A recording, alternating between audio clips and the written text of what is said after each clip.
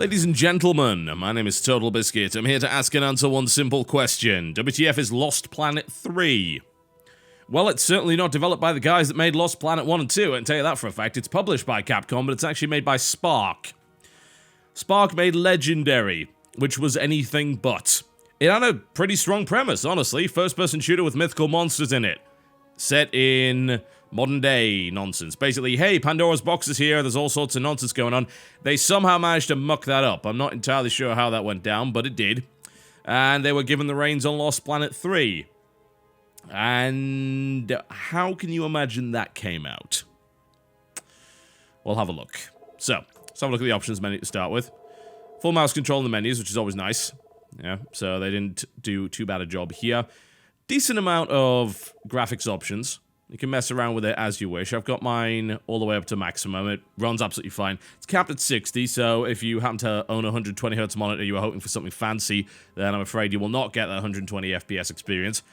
It still feels smooth enough as it would at 60, but it's nice to have that extra oomph when you happen to have that tech. Nothing really missing here that I would have liked to see, honestly. Everything seems fine. The only thing that does seem to be missing that's obvious is AA and AF. That's not here for some reason. I don't really know why that is. So I suppose you can force it through your graphics drivers if you want. Controls are fully rebindable, and you'll probably want to rebind them because they make no damn sense. You know, this is your standard movement controls, totally fine. But then you start to scroll down and things start to get really weird. Well, F for grapple hook, fine. That's reasonable. R for reload, Z for zoom weapon, V for repair. V? Okay, alright. Special action is space. There doesn't appear to be a jump button in this game, so hey. You can use that for rolls for the most part and dodging. Quick turn, Q. Alright, fine. Operate, E. Struggle, F. Pick up item, P. P? It's also plant bomb and pick up weapon. They're all the same thing. P. Operate T-post, T. T. That's a very strange thing indeed. Switching weapons is scroll up and down, or at least you would think it would be. For the first 2 hours of the game, you've only got 2 weapons. The pistol is mouse 3. You have to hit the button to switch there, which is a little strange. Instead of just pressing 1, 2, 3, and 4 or scrolling up and down, it doesn't actually work, because the pistol is a separate mouse button. I don't know what's going on with that. It's a bit fiddly, honestly. It really is, and I'm not sure why. But it is. So, there you go. You can rebind it, though, so it's not really that big a deal. I just wanted to point out how strange some of those actual configurations were. Alright, let's get into the game, shall we? It does have single and multiplayer. We'll be looking at the single player, because nobody's playing the multiplayer anyway, so it's a little bit difficult to even look at that right now. We'll jump in, and we will load from the latest autosave. Autosaves are, for the most part, fairly generous. I'll give them all credit for that. They've got a good set of checkpoints going on there. I've never found myself having to go back to a checkpoint, but then, since I've actually never died in this game, that's not all that surprising. So you might be scratching your head a little bit here, because this game is a third-person shooter, right? Yes, but you can also be in a mech sometimes, for some reason. And that sounds awesome. It's not. I would love to tell you that it is. Maybe later on in the game it gets good. But as it stands, being in this mech is a gigantic pain in the arse. And often involves a lot of walking very, very, very slowly to the objective. In fact, there's a lot of that in this game, surprisingly so. So the 2 components of this game are walk around the base to get missions, and you can buy stuff and upgrades and things like that, and get to your objective. And that often involves walking around in this mech. That is supposedly the fastest and most efficient way of doing things. Your mech is equipped with a grabber arm, which you can attack with, a drill, which you can also attack with, and then you have the ability to swing your drill arm, and you also have the ability to block. Now, you can unlock more combos for your mech as you go along in order to attack enemies. For some reason, the mech's arm also loves to clip through things completely. I have no idea why. You'd think that being able to smash your way through here would make sense, but it kind of doesn't. And it seems to take bloody forever to do it. There, finally. Oh, what is that? I have no idea. All I know is I can't bloody see a damn thing, which is fairly standard in this game. Lost Planet is, of course, all about the nonsense of having to deal with storms and all sorts of things like that. So you'd think being in a mech sounds like a great idea to fight. No, it isn't. Your mech is completely and totally incapable of that, aside from nonsense QTEs. You want to fight these? Yeah, you can, by doing QTEs. And then you can grab them, and you can press either mouse 1 or mouse 2 to kill them. The problem with dealing with any enemies in the mech is that you don't have any ranged weapons, at least not for the first 2 hours. In fact, the game very specifically explains that by saying that the mining company you work for will not allow you to weaponize your rigs. It is against regulations to do so. So you end up having to chase a bunch of enemies around, try to grab them, which is a pain in the arse. You have to very specifically move your cursor inside a circle to do it. Even if you aim at these guys with the crosshair, you will miss. And this is pretty much the case with anything that involves utilizing the rig's grabber arms. It is in fact much, much easier to get out of the rig and fight on foot. If your rig takes critical damage, you are forced out of the rig for a certain period of time, and then you can get straight back into it. But fighting these rolling things is a pain in the arse, as you might imagine. And, of course, for killing them, you shoot them in the arse. And they're gigantic bullet sponges. They really, really are. They take a lot of shots. So, like the original Lost Planet, you do have a situation where the game gives you very, very obvious weak points to shoot at. If you do not shoot the weak points, then good luck ever killing anything. Even when you see the weak point here, you have to hold the button down for a significant period of time. And there are even enemies which have weak spots. There we go. That take an age to kill anyway, even at short range with shotguns, which is really strange. Don't really know what's going on with that. There's an enemy that opens its mouth, which is an obvious weak point, and yet it takes you forever to actually kill the damn thing. I had to go through like 2 shotgun magazines to bring one of the things down. It's really odd. There's 2 types of enemies in this game so far from what I've seen, and that's enemies that are bullet sponges and enemies which just die in one hit from whatever weapon you happen to shoot them with. That includes a pistol, by the way, so yeah, that's kind of wonderful. Unfortunately, since this game is based a lot around combat, and the combat is extremely dull and repetitive, you end up in a situation where you are begging for the game not to throw combat at you. Because it just takes you a good few minutes to clear an area, get back into your rig, move on to the next area, move on to the next area, and so on and so forth. A lot of the objectives are just simply clear the area. And a lot of the enemies, being gimmicky weak point based ones, are enemies you have to pretty much wait to shoot. Alright, it's gonna charge at me, I'm gonna wait for that. You can't just open up because it won't really do anything. And you think, oh, well, getting in the rig would be an easy way of dealing with that. No, because that involves chasing the damn things down. And that's more of a pain in the arse than anything else. That's a pretty damning thing to say about a third-person combat game, isn't it? But it's unfortunately true.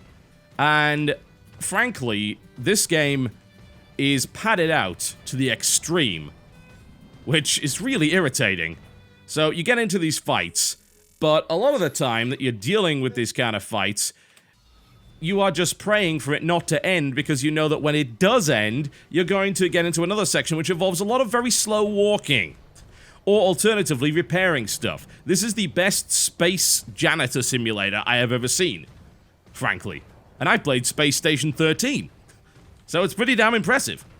There are side objectives, or at least they like to claim the side objectives. Most of the time, they're pretty much non-optional, where you have to repair something. And you'll usually do that by grabbing it with the grabber arm, and you've got to precisely move your crosshair inside the circle at point-blank range. Otherwise, even though you think you can grab it from that position, you can't. Though it's basically a glorified QTE. And involves repairing something, which will either involve moving it up, moving it down, twisting it around. Then it will inevitably break. You'll have to get out of your rig to fix it. And once you've done that, you will have to fight a couple of enemies that will inevitably appear. When you do that, get back in your rig and then do that. It is so repetitive.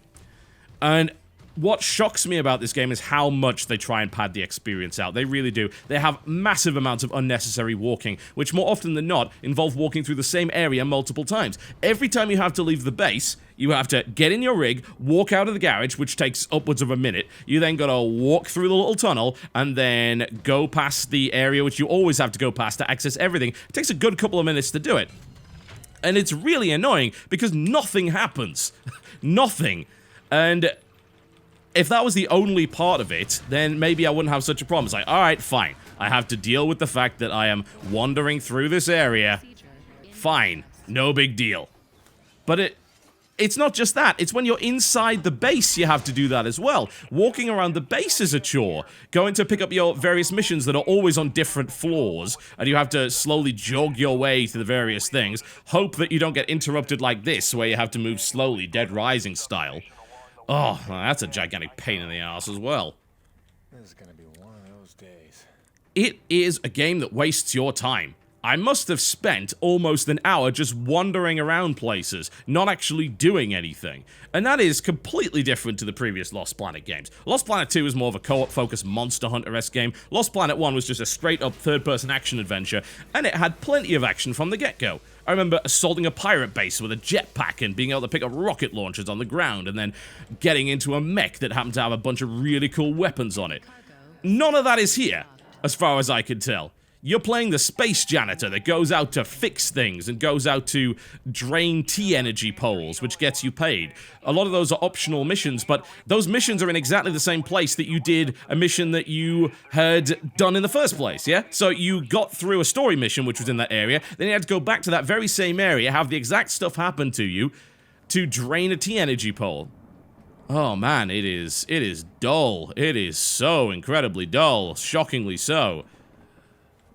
I don't really know how they managed to pull that off, but they did. Oh, they did. Alright, restore the second station. Let's follow the nav points.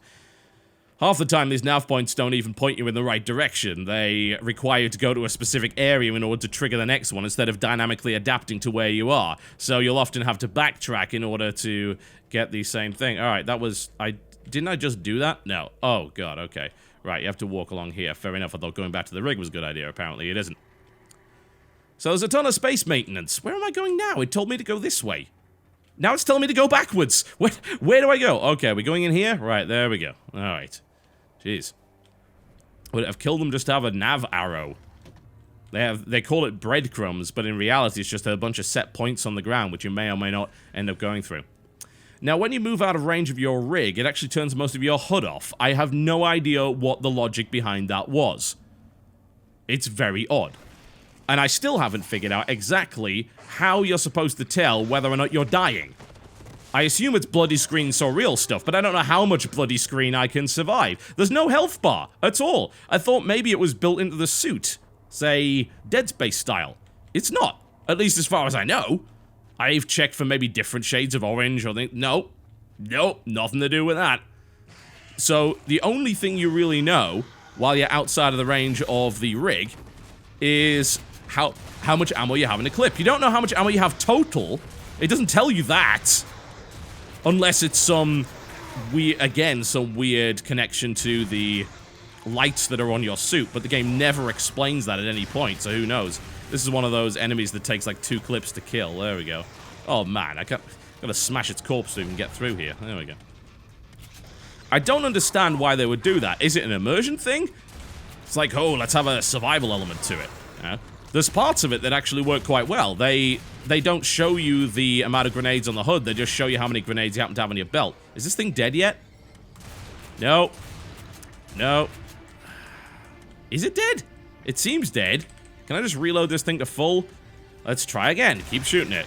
Right now, it's just, it won't even let me shoot its weak point because it won't move. Oh man, bullet spongy as hell.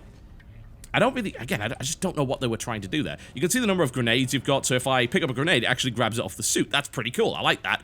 But how much ammo do I have for my weapons? I don't know. I have no idea. I know the pistol has infinite ammo, but I don't know how much ammo my guns have got. There doesn't appear to be an indicator there of any description. Why?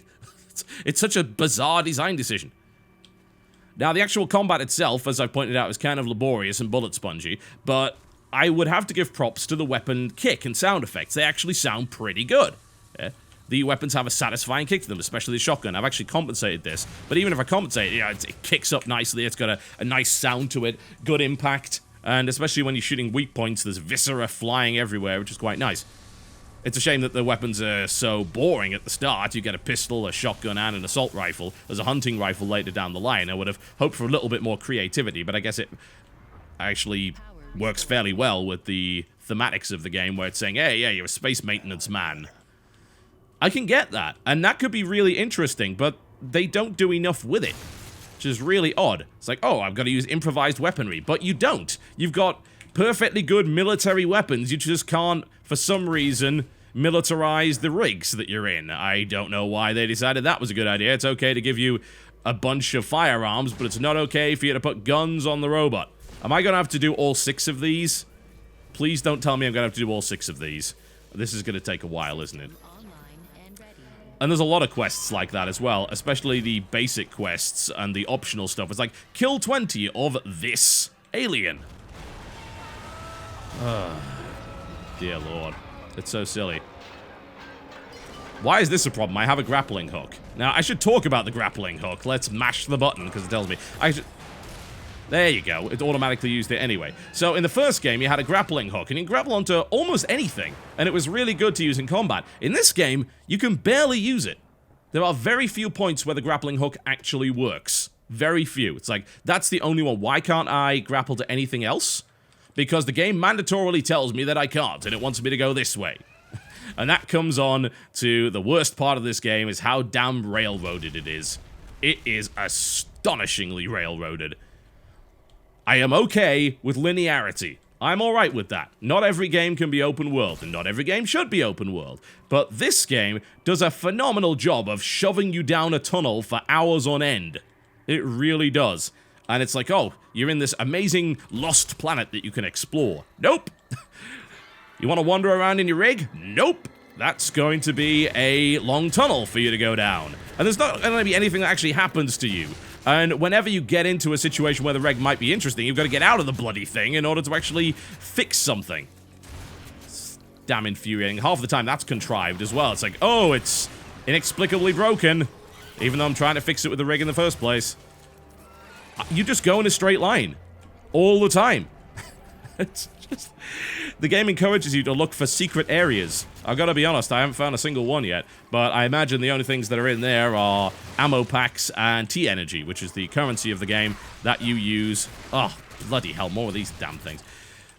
T-energy that you use to upgrade your stuff and buy new weapons, and you can also get rig parts, but the only way you can get rig parts is to find rig components, so you can't actually buy those for T-energy. So if you're thinking about upgrading your rig within the first 3 hours of the game, then I wouldn't consider it. This is about 2.5 hours into it, I would say. Steam says I've been playing for 3, but I'm pretty sure I haven't. I had to blow up all of those things because they end up like landmines on the ground, which is rather annoying. I guess I'm out of ammo now. Not that the HUD would ever tell me that. I think I can just run through those. I mean, you seem to be able to take so much punishment, it doesn't even matter. I have no idea how much damage I'm actually taking, because the game never deigns to tell you. They could just give you an oral cue of some description. Have him talk to himself. It's like, I'm taking hits here, or something like that, or I'm not feeling so good. Anything like that, but you don't get it. Ugh. It's one of those games that I would describe as just being really, really boring and uninspired. There's flashes of good stuff every now and again, and there's also flashes of stuff that they took from the previous Lost Planet games, the whole collecting thermal energy thing. Admittedly, it doesn't tell you how much thermal energy you have unless you're in range of the rig. That's, again, another piece of information it deigns to hide from you. So if you're thinking about, oh, I should collect some thermal energy to save up for an upgrade that I know is going to cost so much, so I won't have to necessarily kill every enemy and backtrack in order to pick up its thermal energy particles that are on the ground. Because that's a little annoying. It really is. It would be nice to have an upgrade that pulled it in. I wonder if there's one of those later on. These guys are going to infinitely spawn, by the way, until I toss a grenade in it. So there we go. That's assuming you have a grenade, so I wouldn't use your grenades too much, because, frankly, the best way of dealing with those is to throw a grenade, and you can only carry about 2 at once. Oh, man. It's really, really dull, I gotta say. I'm not even gonna spend too much time talking about how awfully boring the first hour of it is, because, frankly, the game doesn't really open up after that. I would think, alright, it's going to put me through the standard tutorial section, and it does. It takes about half an hour to get through that. But then it does more tutorial stuff later on, and really, the only opening up that the game does is the ability to do a bunch of laborious side quests that are just really reusing the same areas that you had to go into earlier, which is astonishingly lazy. The whole game feels just unbelievably padded. It's like it's trying to waste your time because it knows that the actual real content of the game, the real meat of it, isn't that long. So that's why you spend 20 minutes in the base wandering around. That's why it takes you 10 minutes to actually reach the place that you're trying to reach in your rig, which slowly but surely ponderously wanders through a bunch of empty tunnels. That's why that stuff is there, as far as I'm concerned. Now, from a graphical standpoint, it doesn't really blow me away. Occasionally, there are some really nice lighting effects, I've got to say. But the actual explosions and particle effects are pretty weak, especially compared to Lost Planet 1, which had phenomenal particle effects for the time. That game came out in 2009, if I recall correctly, on PC. Maybe that was even a little later. In fact, it was a little later than what it came out on 360. And that game kind of blew me away at that time. Had really nice snow effects. It had some great particle effects. Even the T-energy looked better. Here, it's just, it's run-of-the-mill. Yeah? An excessive overuse of the blue and orange contrast, as you can imagine. Occasionally, you see these great sweeping vistas and know that it's all a facade. There's no way you're going down there anyway. It would be wonderful if I could just get my grappling hook and just go down here, but no. I mean, this entire area is blocked off, and I haven't even seen an area in the past few minutes that I gotta use my grappling hook in.